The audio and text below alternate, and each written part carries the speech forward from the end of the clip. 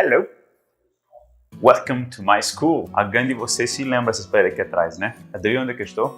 Estou na minha velha escola. Velha.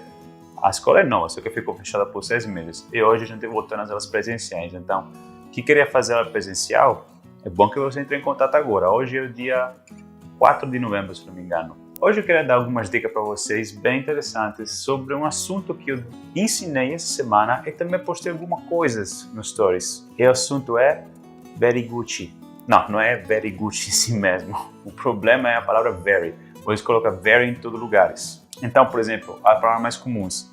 Very beautiful, very big, very good, very distant, and very bad. Por que você tem que falar very o tempo todo? Não é que está gramaticalmente errado. Você pode falar very, very big, very. O problema é que é muito repetitivo e você esquece de novo vocabulário. Vamos lá ver outras palavras, ok? Não vamos falar mais very Gucci, very good.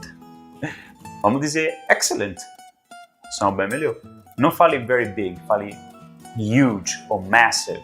Não fale very beautiful, fale gorgeous. Não fale very bad, fale it's terrible. Não fale very small, fale tiny. Não fale very easy, fale piece of cake. Não fale very important, fale crucial. Não fale... deixa eu pensar... Não fale very happy, fale I'm jubilant, I'm joyful. Não fale very rich, fale wealthy. Bom, eu acho que posso continuar assim mais uma hora, mas fica meio chato. E também estou de férias. Se você quiser, tem um link aqui embaixo.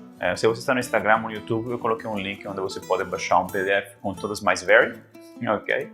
Dá uma olhadinha, é interessante, aumenta muito o seu vocabulário, ok? E se você tem interesse, faça os quizzes agora. Vou colocar alguns quizzes depois no story do Instagram.